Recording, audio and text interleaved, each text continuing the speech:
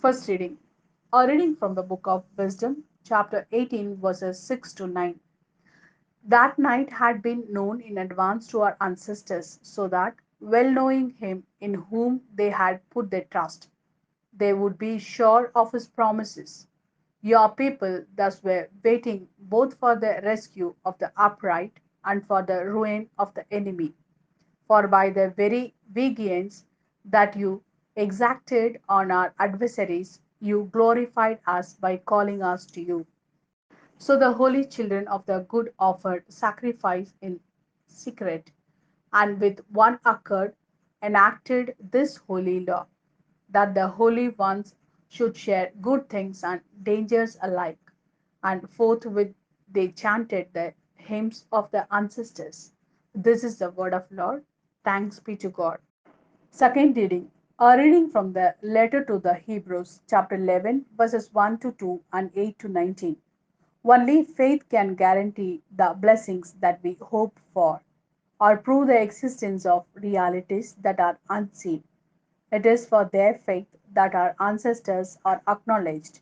It was by faith that Abraham obeyed the call to set out for a country that was the inheritance given to him and his descendants, and that he set out without knowing where he was going. By faith he sojourned in the promised land as though it were not his, living in tents with Isaac and Jacob, who were heirs with him of the same promise. He looked forward to the well founded city, designed and built by God. It was equally by faith that Sarah, in spite of being past the age, was made able to conceive, because she believed that he who had made the promise was faithful to it. Because of this, there came from one man, and one who already had the mark of death on him, descendants as numerous as the stars of heaven and the grains of sand on the seashore, which cannot be counted. All these died in faith before receiving any of the things that had been promised, but they saw them in the far distance and welcomed them, recognizing that they were only strangers and nomads on earth. People who use such terms about themselves make it quite plain that they are in search of a homeland.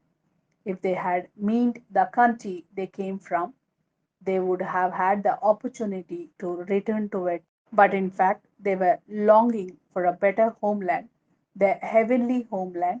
That is why God is not ashamed to be called their God, since he has founded the city for them.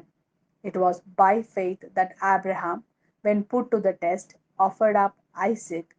He offered to sacrifice his only son, even though he had yet to receive what had been promised. And he had been told, Isaac is the one through whom your name will be carried on. He was confident that God had the power even to raise the dead, and so, figuratively speaking, he was given back Isaac from the dead. This is the word of Lord. Thanks be to God. A reading from the Gospel according to St. Luke, chapter 12, verses 32 to 48. There is no need to be afraid, little flock, for it has pleased your Father to give you the kingdom. Sell your possessions and give to those in need. Get yourselves purses that do not wear out, treasure that will not fail you in heaven, where no thief can reach it and no moth destroy it. For wherever your treasure is, that is where your heart will be too. See that you have your bells done up and your lamps lit. Be like people waiting for their master to return from the wedding feast, ready to open the door as soon as he comes and knocks. Blessed those servants whom the master finds awake when he comes. In truth, I tell you, he will do up his belt, sit them down at table, and wait on them. It may be in the second watch that he comes, or in the third. But blessed are those servants if he finds them ready. You may be quite sure of this, that if the householder had known at what time the burglar would come, He would not have let anyone break through the wall of his house. You too must stand ready, because the Son of Man is coming at an hour you do not expect. Peter said, Lord, do you mean this parable for us or for everyone? The Lord replied, Who then is the wise and trustworthy steward whom the master will place over his household to give them at the proper time their allowance of food? Blessed that servant if his master's arrival finds him doing exactly that. I tell you truly, he will put him in charge of everything that he owns. But if the servant says to himself, My master is taking his time coming, and sets about beating the men servants and the servant girls, and eating and drinking and getting drunk, his master will come on a day he does not expect, and at an hour he does not know. The master will cut him off and send him to the same fate as the unfaithful. The servant who knows what his master wants but has got nothing ready and done nothing in accord with those wishes will be given a great many strokes of the lash.